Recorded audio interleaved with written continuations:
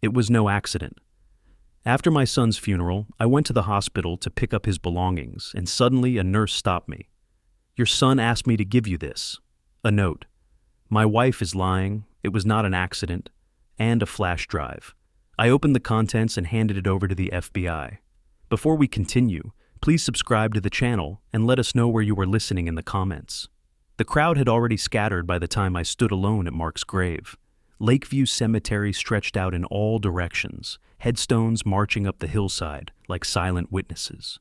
The service ended 20 minutes ago. People offered their sympathies and left. Co-workers in ill-fitting suits, neighbors who barely knew my son, distant cousins making obligatory appearances. Now it was just me, the fresh earth, and the cold drizzle beginning to fall. I held Mark's work helmet in both hands. Yellow plastic, scratched from years of construction sites, with his name written in permanent marker along the rim. The police gave it to me 3 days ago when they told me about the accident. Scaffolding collapse, they said. Instantaneous, they said. He didn't suffer. I traced the letters of his name on the temporary marker. Mark Anthony Young, beloved son, husband, father. The stone would come later, something permanent with dates carved deep. Right now there was only wet earth and that cheap metal plate stuck in the ground. "Are you finished? We need to leave." Celeste's voice cut through the rain, sharp, impatient. I turned to find her standing by the black funeral car, one hand on her hip, the other gripping Emma's wrist. My granddaughter looked small in that oversized black dress, clutching her stuffed rabbit against her chest. I walked toward them, my shoes sinking slightly in the soft ground. "Celeste, I thought we could talk about Emma. She'll need stability now. I'd like to..." "You'd like to what? Take over? Control everything like you always tried to?" The words hit harder than the rain. "That's not fair. I only want to help." "We don't need your help. We never did." She adjusted her sunglasses even though the sky was nothing but gray clouds. Her designer dress probably cost more than I spent on groceries in a month. "She's my granddaughter. Mark would want..." "Don't tell me what Mark would want. You don't have any rights here. None." "Rights? I'm not talking about rights. I'm talking about family." Celeste laughed, sharp and bitter. "Family? That's rich coming from you." Emma tugged at her mother's hand, trying to break free. "Grandpa, can I come stay with you?" "No, Emma, get in the car." I knelt down, ignoring the mud soaking through my pants. "Sweetheart, Now, Emma." The little girl flinched. Celeste's fingers were wrapped too tight around that small wrist. I saw Emma wince, but she didn't cry out. She just looked at me with those wide brown eyes, Mark's eyes, and let herself be pulled toward the car. I stood slowly, my knees protesting. "When can I see her again?" "I'll let you know. Maybe next month. Maybe longer." "Next month, but..." "Goodbye, Edward." She walked away before I could respond, heels clicking on the paved path. Emma pressed her hand against the rear window as the car pulled away, watching me shrink into the distance. I raised my hand but didn't wave. My throat was too tight. That's when I noticed him. A man standing near the old oak tree about 30 feet away, half hidden by its trunk. Mid-30s, construction boots, leather jacket. He wasn't dressed for a funeral. More importantly, he wasn't mourning. He was watching Celeste's car disappear down the cemetery road. I'd seen him earlier, at the edge of the gathering during the service. Too casual, checking his watch. When Celeste walked past him toward her car, he'd followed at a distance, maintaining that careful space between them. He pulled out his phone and typed something. 10 seconds later, from where I stood, I saw Celeste's brake lights flash as her car paused at the cemetery gates. Her phone must have buzzed. She sat there for a moment, then drove on. Coincidence? Maybe. The man walked to a pickup truck parked on the access road and drove away in the opposite direction. I turned back to Mark's grave. The rain was coming down harder now, soaking through my suit jacket. But I didn't care. I placed my hand on the cold temporary marker. "I'll find out what happened, son. I promise you that." It wasn't grief talking. It was something colder, more deliberate. The engineer in me had already started cataloging inconsistencies. Mark died on a Tuesday morning. Celeste was shopping when it happened, she said. But the police mentioned she didn't cry when they told her. I didn't understand that then. I'd been too destroyed by my own loss to notice. Now I noticed. I thought about the way she'd checked her phone throughout our brief conversation. 4 times. 5.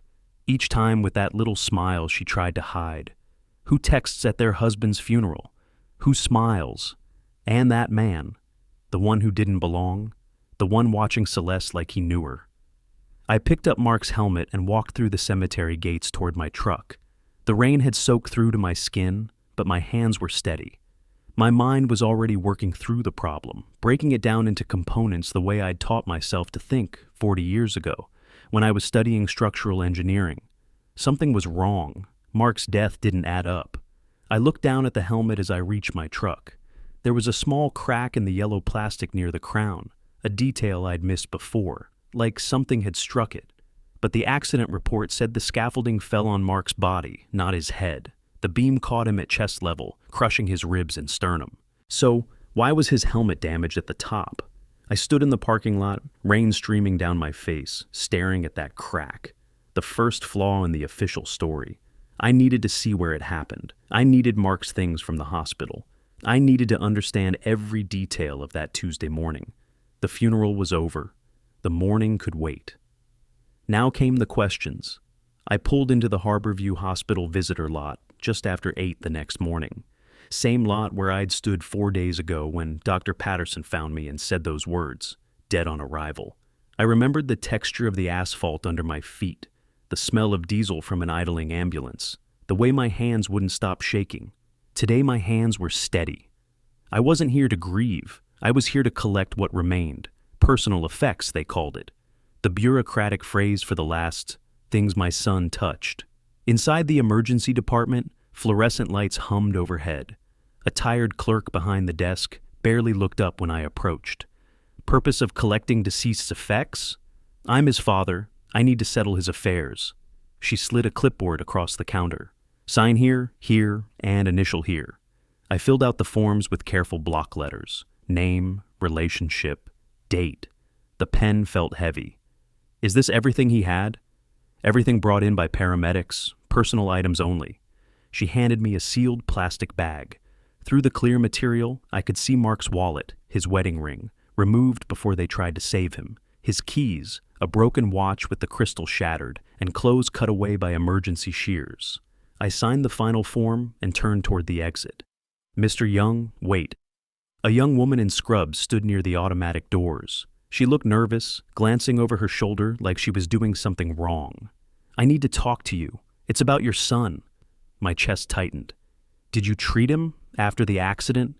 No, before. 2 weeks before. He came in with a cut hand, minor. But he seemed... She hesitated. Scared. Scared? Mark? She stepped closer, lowering her voice. He made me promise something. If anything happened to him, I was supposed to give you this. She pulled a manila envelope from her pocket. Small, sealed with tape, with one word written across it in Mark's handwriting. Dad. My hands didn't shake when I took it. They should have. But something cold had settled over me, something that kept my fingers steady as I gripped the envelope. I thought he was being paranoid, she continued. Her name tag read, Lindsay.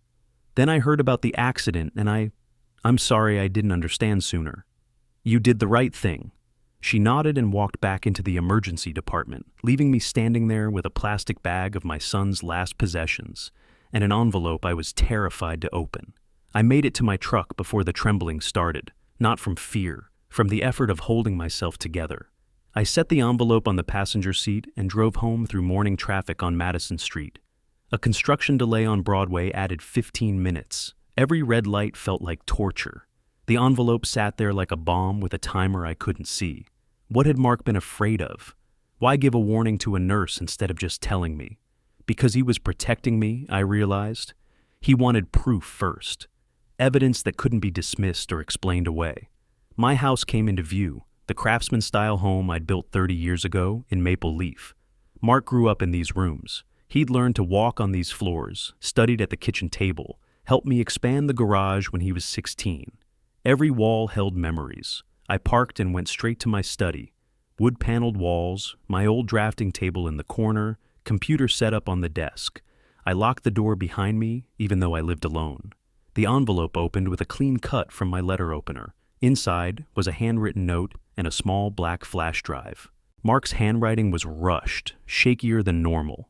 Dad, if you're reading this, I was right to be worried. My wife is lying. This wasn't an accident. I've been documenting everything for 3 months. Watch the videos, check the financial records, then decide what to do. I'm sorry I couldn't tell you while I was alive. I needed to be certain. Now I am. Evidence is everything. Don't trust anyone until you've seen it all. Mark. Below that, one word underlined twice. Evidence. My hands were shaking again as I inserted the flash drive into my laptop. It took seconds to load. 5 files appeared. 3 videos, 1 audio recording, 1 folder labeled Financial. I clicked the first video. Grainy footage, bedroom angle, hidden camera. The timestamp showed 2 months ago. Celeste entered the frame wearing a robe. Then a man followed her. The same man from the cemetery yesterday. The one watching from the oak tree. They kissed. Not the kiss of new lovers, but familiar, practiced. Then they sat on the bed and talked. I turned up the volume. $2 million from the insurance, the man said. Herman. She called him Herman. Split 50-50. And if they investigate? Celeste's voice was casual, like they were discussing dinner plans. Construction accident. Everyone will buy it. You're the grieving widow. And the insurance. $2 million, maybe more if we claim emotional damages. Celeste laughed. Finally free, no more pretending. I paused the video, stood, walked to the window. My breath came short and sharp. I wasn't crying, I was calculating. This was murder, premeditated. My son had known and gathered proof. The second video showed Celeste at a computer. The camera angle revealed the screen. She was filling out an additional life insurance application on Mark. $2 million. Her hand moved across the signature line, forging his handwriting. The date was 3 months ago. The third video was shorter. Herman in work clothes, talking on his phone. Yeah, I can access the site Saturday night. No security cameras in that section. Loosen the bolts, weaken the joints. Monday morning, when he climbs up, a pause. No, it'll look completely natural. Metal fatigue, inspection failure, whatever. These things happen all the time. I forced myself to listen to the audio file next. Another phone conversation, Herman's voice again. The scaffolding inspection doesn't happen until next week. By then it'll be done. Mark Young will just be another workplace statistic. The financial folder contained screenshots and PDFs. Celeste had been systematically emptying Mark's accounts, transferring money to offshore accounts, taking out loans in his name. She'd even changed the beneficiary on his retirement fund without his knowledge. I sat in the dark study, the laptop screen the only light. I'd watched all 3 videos twice now. Every word was burned into my memory. They'd killed my son for money. For $2 million and freedom from a marriage she never wanted. Mark had known for months. He'd documented everything, hidden cameras in his own bedroom, recorded phone calls, saved financial evidence. He'd been building a case against his own wife. Why didn't he just leave? Why not go to the police? Because he wanted to protect Emma. If Celeste was arrested before the divorce, Emma would be caught in the system. Foster care, custody battles, trauma on top of trauma. Mark had been planning something. A clean divorce, full custody, evidence presented at exactly the right moment. But they'd move faster than he expected. I removed the flash drive and held it up to the light. This tiny piece of plastic was a weapon. But how to use it? Walk into the police station right now? Call a lawyer? My finger hovered over my phone. 911 was 3 digits away. Then I stopped. Celeste was convincing. She'd fooled Mark for who knows how long. She'd fooled the police when they notified her. She'd fool investigators too, given half a chance. She'd have explanations ready, lawyers prepared, ways to cast doubt on video evidence. Not yet, I whispered to the empty room. Not until I understand everything. Not until I know they can't escape. I spent the next hour making backups. Files copied to my computer hard drive. Files copied to an external drive. Files uploaded to cloud storage. 3 redundancies, an engineer's habit. Then I placed the original flash drive in my safe, spun the combination lock, and sat back down at my desk. I pulled out my notebook, engineering grid paper, the kind I'd used for 40 years. At the top of a fresh page, I wrote 2 names, Celeste Young and Herman Clark. Below that, I started listing everything I knew: dates, locations, connections. The videos showed their faces clearly. The audio had their voices. The financial records had digital timestamps. This was how I solve problems, step by methodical step. Break it down into components, analyze each piece, find the weak points, design the solution.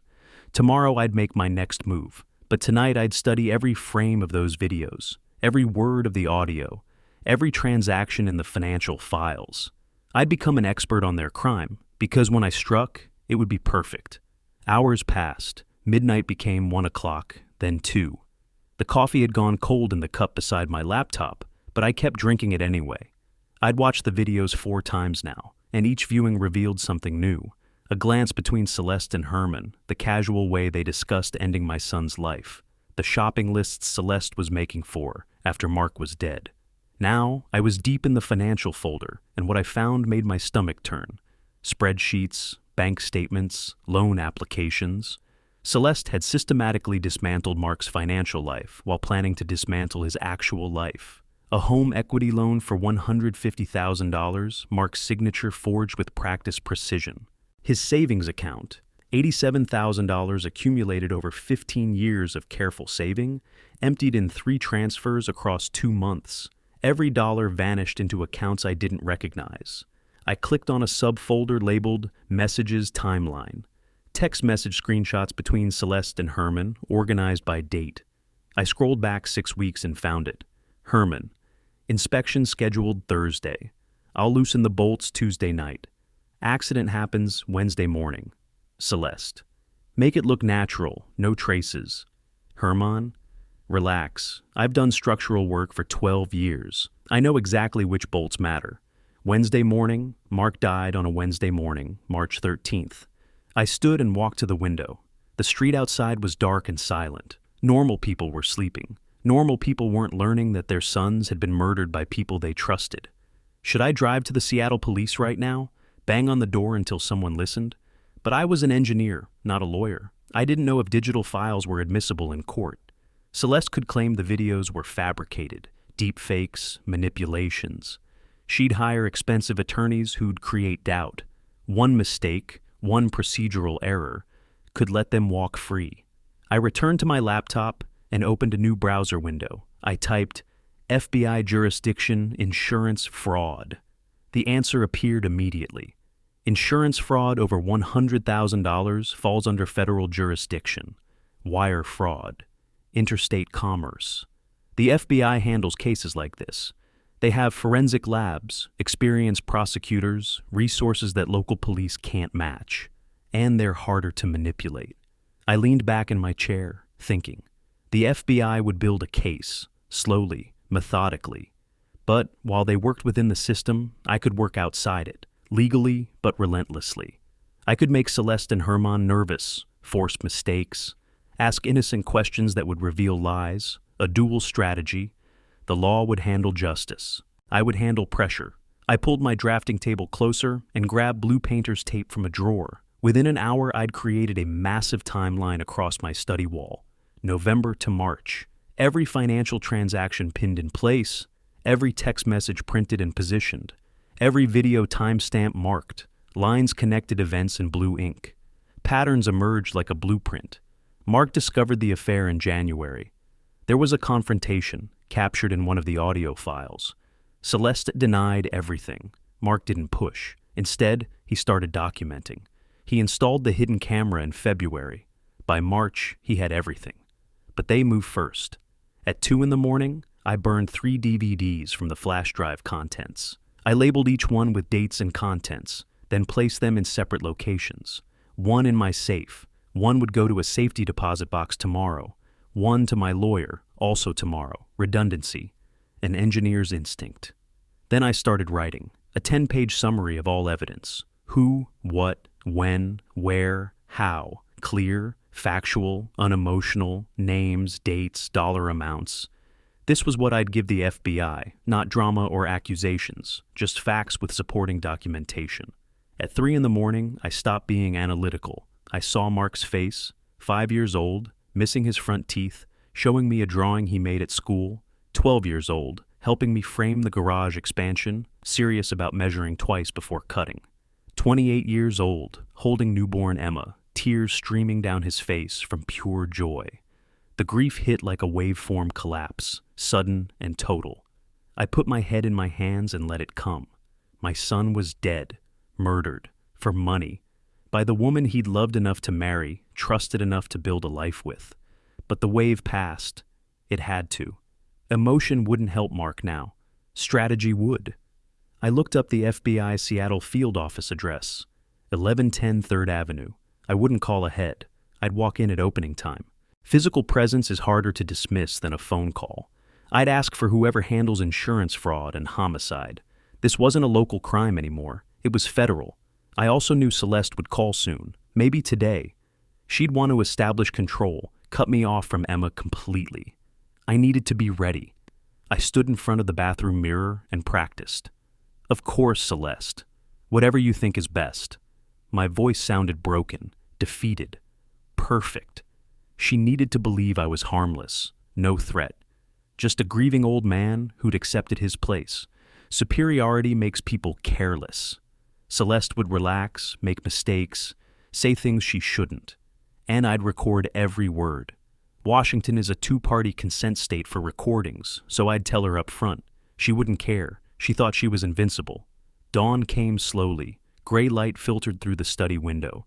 I heard a neighbor's truck start across the street. Someone heading to work. Normal life, continuing.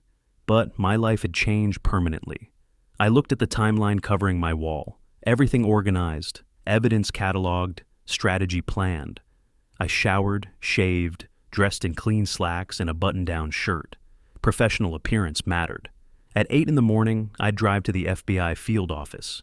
But first, I opened my safe and removed a small jewelry box. Inside was the watch Mark wore at his high school graduation. Silver, simple, a gift from me. I slipped it onto my wrist. Too small, but it worked. "You're coming with me today," I said quietly. I picked up my briefcase, checked that the flash drive copy was inside along with my summary document, and walked to the front door. Keys in hand, watch on wrist. Evidence secured. The door closed behind me with a solid click. The FBI Seattle field office occupied a modern building at 1110 3rd Avenue. Glass and steel, federal flags hanging motionless in the morning air. I parked in a public garage 2 blocks away and walked, briefcase gripping my hand like an anchor. Security was exactly what I expected. Metal detectors, ID check, a visitor log that required my signature and stated purpose. I wrote clearly, evidence of federal crimes, insurance fraud, and homicide. The receptionist's expression shifted from routine boredom to sharp attention. She picked up a phone, spoke quietly, then gestured to a row of chairs. "Someone will be with you shortly." 15 minutes passed. I sat with the briefcase on my lap, watching agents move through the lobby with purpose. Everything here was documented. Cameras in every corner, badge readers at every door. Good. Documentation protected everyone. Finally, a door opened. "Mr. Young?" The man was mid-40s, trim and professional in a gray suit. FBI credentials clipped to his belt.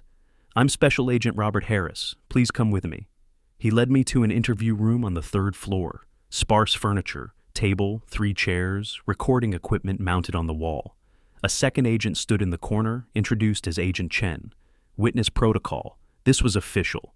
Harris gestured to a chair. "Tell me why you're here." I opened my briefcase with deliberate care. The flash drive came out first, still in its manila envelope. Then my summary document, spiral bound, then printed screenshots in plastic sleeves.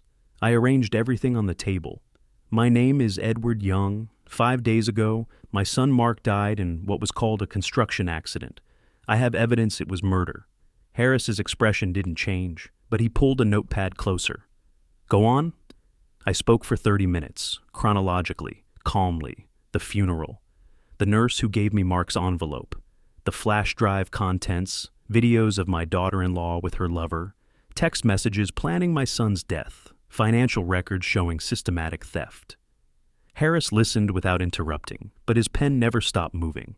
When I finished, he asked, "Do you have the original flash drive?" "In my safe at home. I brought a copy for chain of custody reasons." Harris almost smiled. "Smart. He inserted the flash drive into his laptop and began clicking through files. The first video played, 30 seconds of Celeste and Herman kissing, then discussing insurance money. Harris paused it.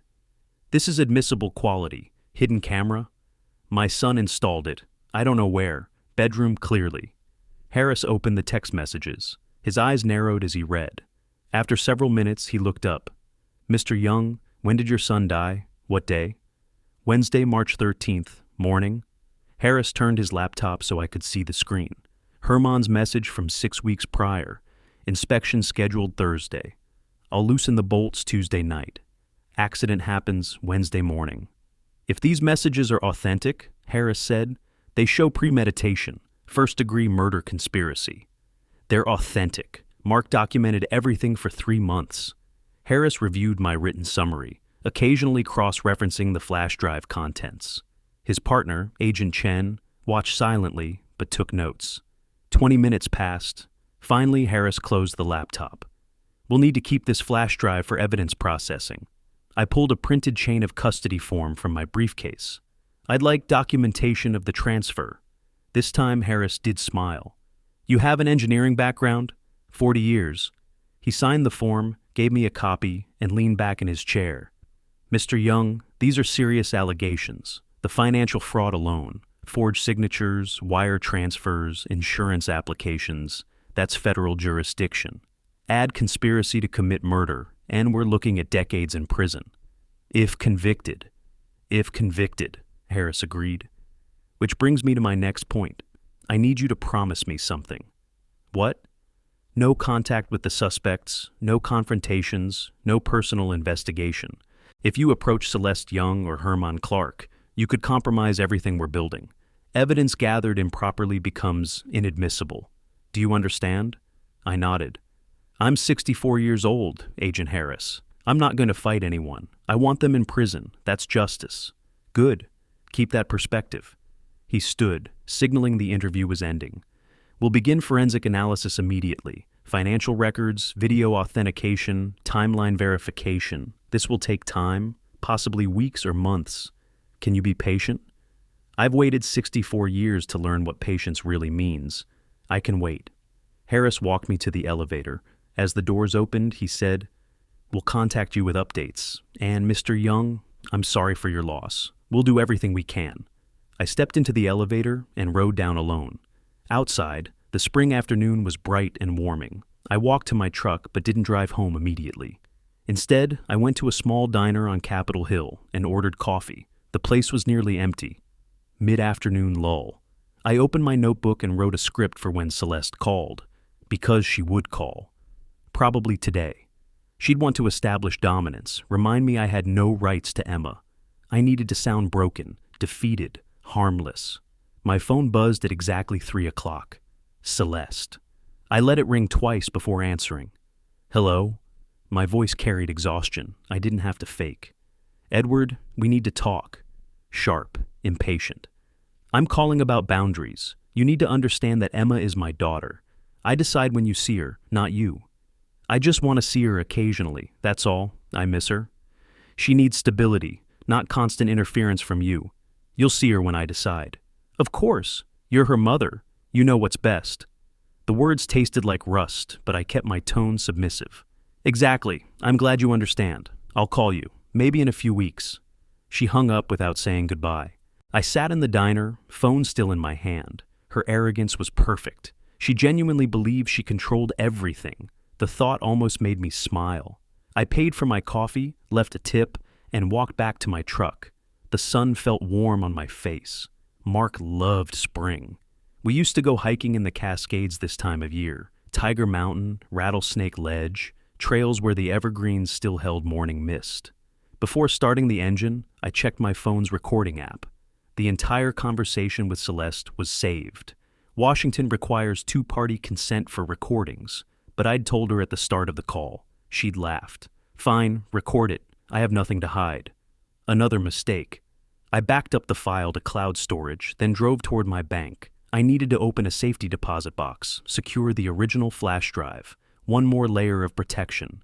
The wheels were turning now. The FBI would handle the legal side. I would handle the rest. 3 weeks after my FBI meeting, I sat in a downtown office on the 20th floor, watching Elliott Bay through floor-to-ceiling windows. Ships moved slowly across gray water. The sign on the door read, Julia West, a state attorney. Agent Harris called weekly with brief updates. We're building the case. Stay patient. But patience didn't mean inaction. I'd researched Washington state inheritance law. I'd found a lever, Mark's will. Now I needed a professional to pull it. The door opened. Julia West was sharp-eyed, 40-something, wearing a navy suit that meant business. We shook hands. Tell me why you're here, Mr. Young. My son died last month. His widow is preventing me from seeing my granddaughter. I want to understand my legal options. You want custody? I want Emma safe. If that requires custody, yes. Julia leaned back in her chair. That's a difficult fight. Mothers have presumption of custody in Washington state. What grounds would we have? I pulled Mark's will from my briefcase. My son updated this 8 months ago. I'd like you to read the guardianship provisions. She took the document, adjusted her glasses, and read silently. After 2 minutes, her eyebrows rose. She read aloud. In the event of my death under circumstances deemed suspicious by law enforcement, or if my spouse is found unfit or unwilling to serve as guardian to my minor children, I hereby designate my father, Edward Young, as executor and sole beneficiary. She looked up. Your son was very specific, almost like he anticipated trouble. He was an engineer, like me. We planned for contingencies. Is there an active investigation into your son's death? Yes, federal investigation, insurance fraud, and possible homicide. Julia set down the will. Then this document is very enforceable. Your son knew something was wrong. This is his insurance policy. She pulled a legal pad closer. Your daughter-in-law likely assumes she's the automatic beneficiary. Most spouses are, but this will supersede that. And the custody clause is actionable if we can demonstrate instability. How do we proceed? We file a petition for temporary guardianship of Emma Young in King County Family Court. Grounds: mother's erratic behavior, emotional instability, inability to provide stable environment during the grief period. It's legally sound, and it will provoke a reaction. That's what I'm counting on. Julia's expression sharpened. You want her to lose control? I want her to show who she really is, to the court, to everyone. That's strategic, but be careful. If she feels cornered, she might become dangerous. I wrote a check for the $5,000 retainer. Julia's paralegal filed the petition electronically that afternoon. Within hours, Celeste would be notified. I imagined her face, the shock morphing into fury. Anger leads to errors. That evening, my phone rang. Celeste. I answered, immediately stating as I always did. This call is being recorded per Washington state law. Do you consent to continue? A pause. Then her voice sharp as broken glass. You filed for custody? Are you insane? I'm concerned about Emma's well-being. You've been under significant stress. Stress? You have no idea what stress is. You're trying to take my daughter. I'm only thinking of what's best for... What's best is you staying out of our lives. Forever. You're a toxic old man who couldn't even keep his own son safe. The words hung in the air. I said nothing. Let the silence work. Say something. I'm sorry you feel that way. She screamed, wordless, pure rage, then hung up. I sat at my kitchen table, phone still in hand. I replayed the recording. Her threats were crystal clear, every word documented. I saved the file. Celeste threats, May 15.m4a. First, I emailed it to Julia with subject line, Exhibit A. Then to Agent Harris, additional evidence of defendant's instability. I opened my notebook to a fresh page. At the top, next steps. Below that, 1. Insurance company. 2. Prepare for counterattack. 3. Document everything. My phone buzzed. Text from Julia. Court hearing scheduled for June 12th. Temporary guardianship decision. Prepare for her to bring legal representation. I texted back. Understood. Thank you. Celeste wouldn't surrender quietly. She'd hire attorneys. She'd fight back. Good. Every action she took, every word she spoke, every move she made became evidence. The angrier she got, the more mistakes she'd make. The trap was set. Now I just needed to wait for her to step into it. 2 weeks later, I stood in my kitchen holding my phone, listening to the third threatening call this week. Male voice, rough around the edges. Back off while you still can. I didn't respond. Let the silence stretch. Then I hung up. These calls confirmed what I suspected. Celeste and Herman were panicking. Good. My doorbell rang mid-morning. A process server handed me papers. Celeste Young versus Edward Young, civil harassment. I signed for delivery and read the complaint on my porch steps. The allegations were absurd. Unwanted contact, threatening behavior, intentional emotional distress. She wanted a restraining order. Julia had warned me this might come. It's a distraction tactic, she'd said. Stay calm. I photographed every page, emailed them to Julia with a note. Please advise. That evening, my phone rang. Blocked number. I hit record before answering. Yeah? Male voice. Edward Young, you need to stop what you're doing. Drop the custody thing. Walk away. Who is this? Someone who doesn't want to see an old man get hurt. I'm recording this conversation. Please identify yourself. Click, dial tone. I saved the file, sent it to Harris. He called back within an hour. How many calls have you received? 7 in the past 10 days. All blocked numbers. Same voice. You're sure it's Herman Clark? I'm an engineer. I recognize patterns. Same vocal inflections, same word choices. It's him.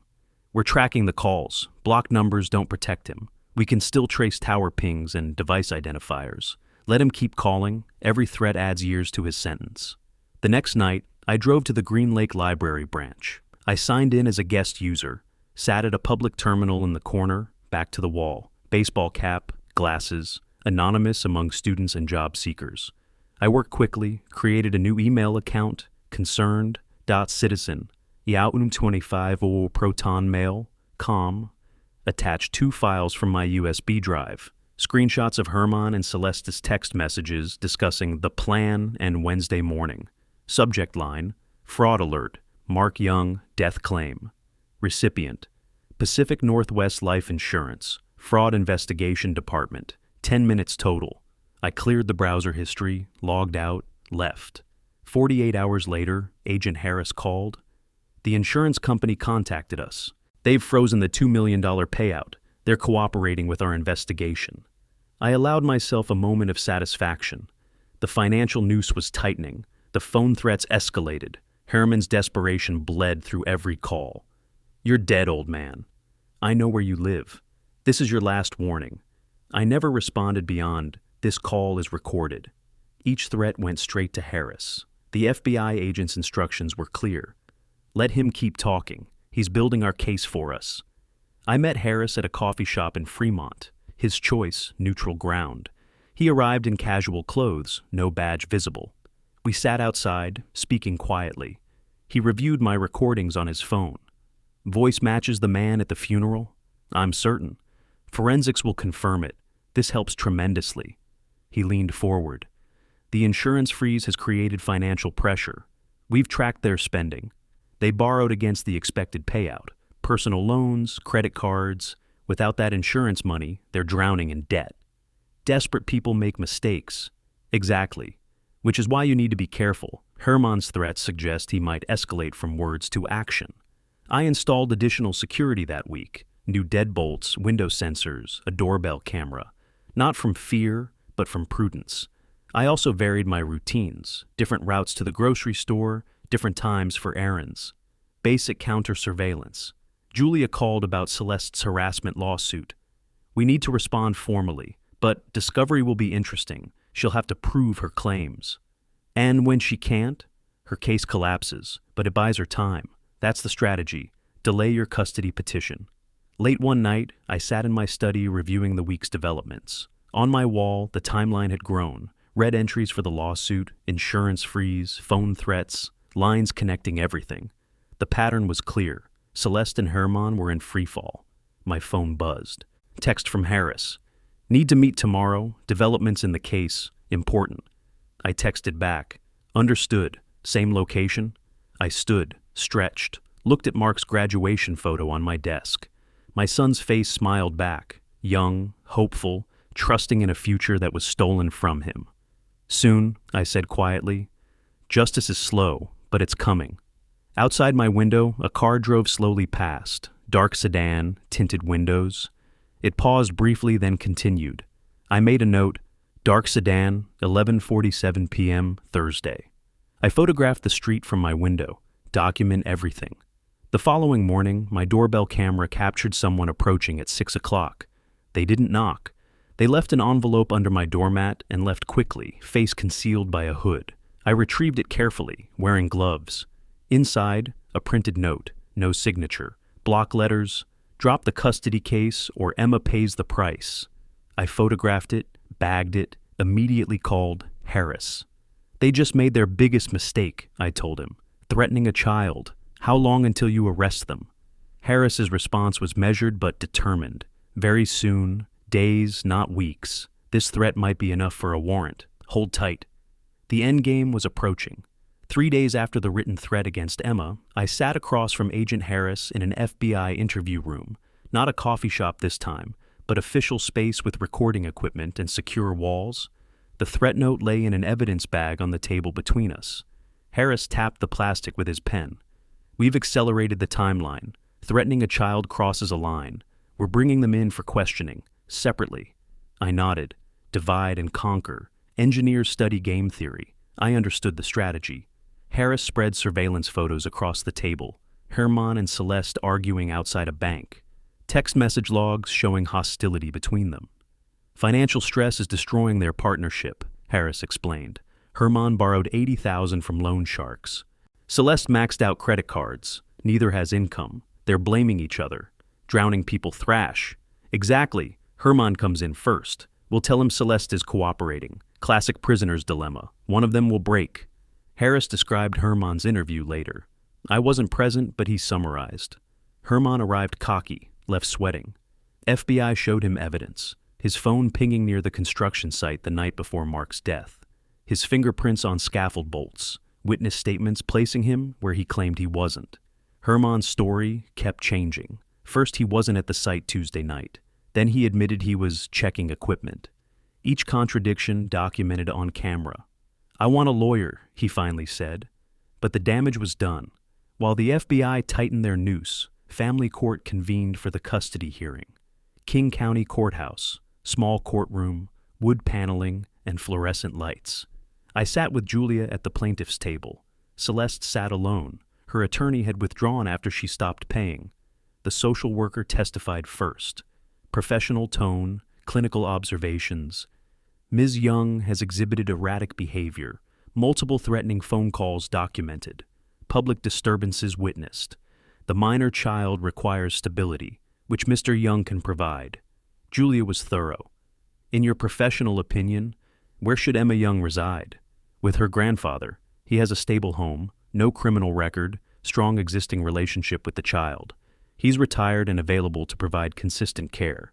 I recommend temporary custody pending further evaluation. The judge reviewed documents silently, then looked up. The court finds in favor of the petitioner. Temporary custody granted to Edward Young, effective immediately. I picked up Emma from the social services office that afternoon. She'd been in temporary foster care for 48 hours during the evaluation. She carried a small backpack and her stuffed rabbit. In the lobby, I knelt to her level. Hi, sweetheart. Remember me? She nodded, clutching her rabbit tighter. We're going to go to Grandpa's house. You'll have your own room. Would you like that? She didn't smile, but she took my hand. Small fingers in my weathered palm. I stood slowly, feeling the weight of responsibility settle on my shoulders. This wasn't just about revenge anymore. This was about protecting an innocent child. As I loaded Emma's belongings into my truck, Celeste appeared. She'd been waiting, watching. She approached rapidly, voice rising before she even reached us. You can't take her. She's mine. I instinctively stepped in front of Emma. 2 security guards intercepted Celeste, taking her arms gently but firmly. Ma'am, you need to leave now. She struggled briefly, then her face twisted, rage mixed with something that might have been desperation. I'll fight this. I'll fight all of you. You'll see. News cameras captured everything. I turned away, shielded Emma's view, guided her to the truck. She climbed in silently, buckled herself with practiced movements. That evening, the footage aired on King 5 News. Custody battle turns ugly outside Seattle courthouse. I watched it on my laptop after Emma fell asleep, studied Celeste's face, The loss of control, the public unraveling. I felt no triumph, just weariness. I checked on Emma in her new room. She was curled around her rabbit, breathing softly. I pulled the blanket higher over her shoulders. My phone buzzed. Harris. I saw the news, that courthouse scene. Emma was terrified. I had to shield her. I know, but that footage actually helps us, shows instability. The prosecutor will use it. We move in 72 hours. Charges include first-degree murder, conspiracy, wire fraud. Both of them. Good. Emma needs closure. We all do. After hanging up, I sat in Emma's doorway watching her sleep. The nightlight cast soft shadows. Her chest rose and fell steadily. She was safe now. Another text from Harris. Warrant approved. Execution at 6 a.m. Thursday. Stay home with Emma. Media will be intense. I read it twice. Thursday, 2 days away. After 5 months of investigation, it came down to a Thursday morning raid. I typed back, understood. Thank you for everything. In my study, I updated the timeline on my wall. Red marker, arrests, Thursday early morning. The wall was covered now, months of documentation. Soon, I could take it all down. I set my alarm for 5:30 a.m. I wanted to be awake when justice was delivered, Thursday morning. I woke at 5:15, 15 minutes before my alarm. I lay still, listening to the house breathe. Emma slept down the hall. Silence wrapped around everything like a blanket. I rose quietly, made coffee, turned on the television with volume low. Local news played, traffic reports, weather. Nothing yet. I checked my phone, no messages. I sat on the couch and waited. At 6:04 a.m., my phone buzzed. Harris. It's done, both in custody, clean arrests, no incidents. I exhaled slowly, set the phone down, covered my face with my hands and allowed myself one moment, not tears, just breath. Deep, shuddering breath. 5 months compressed into that single text message. Harris called minutes later. Both suspects are in custody. SWAT teams executed warrants simultaneously at 6 a.m. No complications. They're being transported to federal holding now. Arraignment tomorrow. Charges include first-degree murder, conspiracy to commit murder, wire fraud, and insurance fraud. Thank you for everything. You did the work, Edward. You gave us the case. I just executed it. By 6:30, news helicopters circled the arrest locations. Breaking news banners scrolled across every channel. Seattle couple arrested in insurance fraud murder scheme. I flipped between stations. Aerial footage of FBI agents in windbreakers, yellow crime scene tape. Reporters standing outside Celeste's Queen Anne apartment building, outside Herman's construction site in Bellevue. A reporter's voice. FBI agents arrested Celeste Young and Herman Clark early this morning on charges of first-degree murder and insurance fraud. Cut to an FBI spokesperson. This was a calculated, premeditated scheme to murder Mark Young and collect life insurance proceeds. Evidence includes video surveillance, text messages, and forensic analysis of the construction accident site. My son's name on television, his photo, the one from his work badge, smiling, trusting. The reporter continued. If convicted, both suspects face life in prison without possibility of parole. I used my phone to record segments of the coverage, not for vindication, for Emma. Someday when she's older, she'll need to understand what happened. This documentation will help her process the truth. At 7 so, I heard small footsteps on the stairs. Emma appeared, rubbing her eyes. I immediately switched to a children's channel. Cartoons played cheerfully. She climbed into my lap with her rabbit. Morning, sweetheart. We ate breakfast together. I made pancakes with chocolate chips arranged in a smiley face. She giggled, the first real laugh I'd heard from her in days. The sound warmed something in my chest that had been cold for months. Later, while she played with blocks in the living room, she looked up at me. Grandpa? Yes, sweetheart? When is Mommy coming back? I knelt to her level. I don't know, honey. Mommy has to deal with some very serious grown-up problems. She might not be able to come back for a very long time. Did she do something bad? Yes, she did, but that's not your fault. None of this is your fault. You're loved and you're safe, and that's what matters. She hugged her rabbit tighter, but nodded. Children understand more than we think they do. After lunch, Emma napped. I went to my study and began dismantling the timeline wall. Each piece of paper came down slowly, methodically. Timeline entries in one box, financial documents in another, photos in a third. Everything organized, labeled, stored in my safe. The wall returned to blank beige, symbolic closure. My phone buzzed throughout the afternoon, Julia congratulating me, Harris providing updates, neighbors who'd seen the news. I responded briefly, graciously. That evening, after Emma's bedtime, I sat on my back porch. Summer in Seattle, long daylight, cool breeze. I held a beer but didn't drink much, just needed something in my hands. I thought about Mark's last moments, wondered if he felt the scaffolding shift beneath him, hoped it was quick, knew it didn't matter now. Justice was done. They were in cells, federal holding. Tomorrow they'd stand before a judge, hear the charges read aloud, realize their lives were over. I thought I'd feel vindicated, triumphant. But I just felt tired, old. Mark was still gone. Justice doesn't bring back the dead. But Emma was safe. That mattered. She'd grow up knowing her father was a good man, knowing he loved her, knowing someone fought for truth on his behalf. Mark, I kept my promise. I found out what happened. I made them pay. Now I have one job left. Take care of your little girl. I won't fail. Inside, Emma's nightlight glowed through her window. I could see her small silhouette. I stood, stretched, felt my age in my joints. But I wasn't done. Emma needed me. That was enough purpose for whatever years remained. I went inside, checked on her one more time. She'd shifted position, hugging her rabbit. I adjusted her blanket, kissed her forehead gently. "Your daddy was a hero," I whispered. "He protected you even after he was gone. I'll do the same." I returned to my study. The blank wall where the timeline hung seemed larger now, empty, ready for new memories, Emma's artwork, family photos, future moments. The past was documented and stored, time to build something new. 2 weeks after the arrests, I sat in the gallery of the U.S. District Court for Western District of Washington. The courtroom was packed. Journalists, construction industry observers, curious citizens drawn to spectacle. Emma was with a babysitter. I wouldn't expose her to this. The judge entered. Everyone rose. The trial of United States versus Celeste Young and Herman Clark began. My hands rested on my knees, steady. 5 months of preparation came down to this moment. Assistant U.S. Attorney Margaret Chen stood before the jury. Her voice carried clearly through the modern courtroom, wood paneling, high ceilings, the federal seal behind the bench. "This was not passion," she said. "This was calculation, cold-blooded murder for money." She outlined the conspiracy.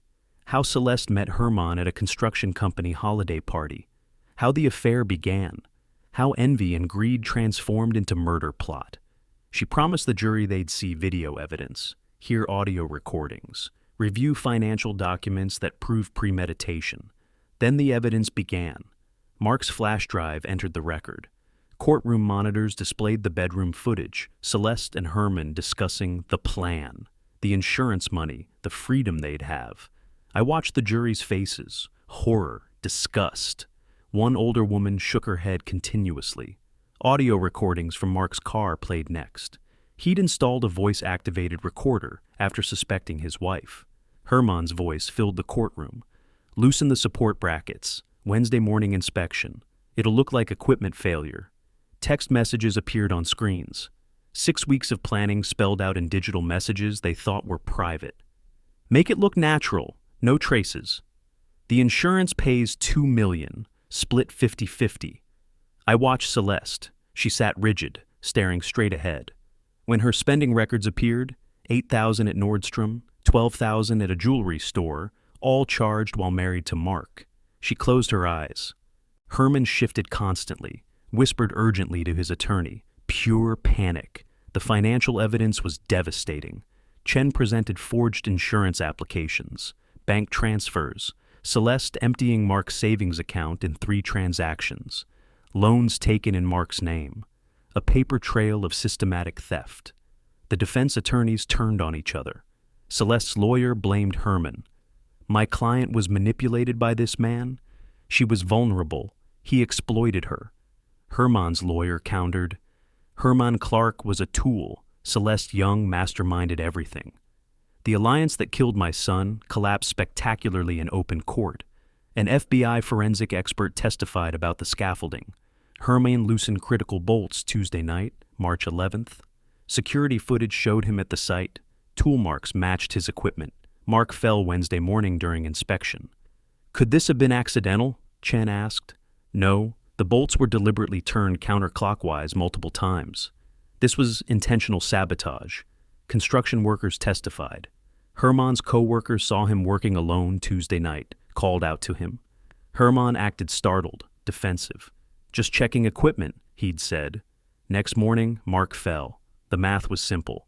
I sat through 3 days of testimony. Court adjourned around 5 each evening. I drove home to Emma. She'd ask how my day was. Fine, sweetheart. How was yours? We'd have dinner, normalcy. Life outside the courtroom continued. When Mark's professional photo appeared on monitors, smiling, trusting, my jaw tightened briefly. But I didn't look away. This was about justice, not grief. Agent Harris testified about the investigation. When Chen asked if Mark knew his life was in danger, Harris was unequivocal. Without question. He documented everything. He was preparing for exactly what happened. The prosecution rested after 3 days. The defense presented minimal case, character witnesses who accomplished nothing, weak attempts to discredit FBI evidence that failed completely. That evening, I sat in my study reviewing news coverage. Headlines, overwhelming evidence in Seattle murder for insurance trial. Defendants turn on each other in court. Emma slept upstairs. I looked at Mark's photo on my desk. Tomorrow they'll deliberate. Tomorrow or the next day, there will be a verdict. And then it's done, son. Closing arguments happened Friday morning. Chen was powerful. Mark Young knew he was going to die. He left evidence so his murderers couldn't escape justice. Honor his memory. Find them guilty. The jury deliberated Friday afternoon. I waited at home, unable to focus. Julia texted updates. Hours passed. Then at 4, jury has reached verdict. Court reconvenes Monday morning for reading. The weekend was surreal. I took Emma to the park, cooked meals, read bedtime stories. But underneath, anticipation built. Sunday night, I couldn't sleep. I sat on the back porch until 2 in the morning, watching stars. Mark used to point out constellations when he was young. I found Orion, fitting. Monday, the hunt would end. Monday morning, last week of August. I stood outside the courthouse at 8. The building hadn't opened yet, but news vans already lined the street. Emma was with Julia's assistant. I needed to be present for this moment. The doors opened at 8:30. I entered, passed through security, took my usual seat. The courtroom filled quickly. Everyone sensed finality. Court reconvened at 9 sharp. Judge Torres asked, "Has the jury reached a verdict?" The foreperson stood. "We have, Your Honor." My heart pounded. First real emotion I'd allowed in weeks. The clerk read, Count 1, murder in the first degree, Defendant Celeste Young, guilty. The word hit like a hammer. Defendant Herman Clark, guilty. The pattern repeated through 7 counts. Conspiracy, wire fraud, insurance fraud, all guilty.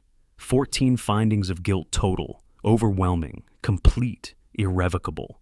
Celeste collapsed into sobs. Her attorney caught her, helped her into the chair. Herman stared blankly, then dropped his head into his hands. I felt no triumph, just completion. A job finished. Judge Torres thanked the jury, set sentencing for 2 weeks. I stood, buttoned my suit jacket, walked toward the exit. Reporters shouted questions in the hallway. I paused briefly. Justice has been served. My son can rest. My granddaughter is safe. That's all that matters. Then I continued walking. 2 weeks later, early September, I returned for sentencing. The courtroom was quieter this time. The verdict spectators gone, only serious observers remaining. Judge Torres delivered her statement with appropriate gravity. This was not a crime of passion. This was methodical, calculated murder for financial gain. Mark Young was a productive member of society, a father, a son. You took his life for money. She paused, looking directly at the defendants. The sentence of this court is 25 years to life imprisonment on each count of murder, to run consecutively with sentences for conspiracy and fraud. You will not be eligible for parole. The gavel fell. Final. Celeste and Herman were led away through the side door. Chains clinked. 5 months ago, they were free, confident. planning their new life with stolen money. Now, convicted murderers facing life imprisonment. The transformation was complete. Within days, family court granted me permanent legal custody of Emma. The will's provisions were executed. I became sole beneficiary of Mark's estate. Pacific Northwest Life Insurance released the $2 million death benefit. I immediately transferred it to an irrevocable trust fund for Emma, managed by professionals, untouchable until she's 25, except for education and emergency health needs. Mark's death bought Emma's future. Not the outcome anyone wanted, but at least something positive emerged. September arrived. Emma started pre-kindergarten. I enrolled her in play therapy to process the trauma. We established routines, breakfast together, walks to school, evening stories. The house filled with her drawings, her laughter. Slowly, carefully, healing began. One afternoon, I took Emma to Lakeview Cemetery. We walked the quiet paths between old trees and green grass. She held flowers carefully. Daisies, her favorite. At Mark's grave, the permanent headstone was now in place. Mark's name, his dates, beloved father and son. I knelt, placed my hand on the cool stone. I did what I promised. Justice won. Emma put the flowers in the ground vase. We stood together in silence. "Grandpa, can Daddy hear us?" she asked. "I like to think he can, sweetheart. I want to tell him I'm okay. I'm safe with you." My voice thickened. "He knows, Emma. Somehow he knows. He made sure you'd be okay. That was his last gift to you." "I love you, Grandpa." "I love you too, sweetheart. Always." We walked hand in hand back toward the parking lot. The cemetery path sloped gently downward. Late summer sun filtered through branches. Emma chattered about school, her new friends, a picture she'd drawn that morning. I listened, responded, engaged. But part of my mind remained at the grave. The words I'd spoken silently. "I kept my promise, son." We reached my truck. I lifted Emma into her car seat. She was getting heavier, growing so fast. Buckled her in carefully. She'd already lost one parent. I would never be careless with her safety. Driving home, Emma fell asleep in the back seat. I glanced at her in the rearview mirror. Peaceful, safe, loved.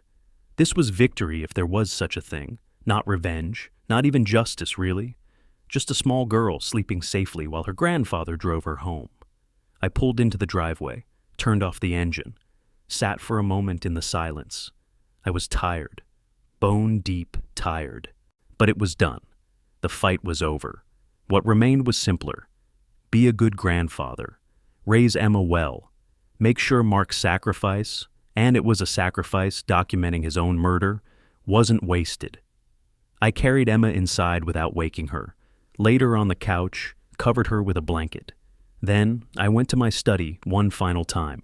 I opened the safe, removed all the boxes of evidence, carried them to the garage. They'd stay there, archived in case Emma ever needed them. But they weren't my daily companions anymore. I returned to the living room. Emma still slept. I sat in my chair, picked up the book we were reading together. I'd finished the chapter when she woke. Outside, the neighborhood hummed with life. Kids playing, dogs barking, cars passing, normal sounds, safe sounds. I closed my eyes, just for a moment. And for the first time in 6 months, when I thought of Mark, I didn't see the crime scene. I saw his smile, heard his laugh, remembered the good years. The weight lifted. Not completely. It never would. But enough to breathe, enough to continue. Enough to be what Emma needs. Justice delivered, life continuing. That's all anyone can ask. If you like this story, please like this video, subscribe to the channel, and share your impressions of this story in the comments. To listen to the next story, click on the box on the left. Thank you for watching.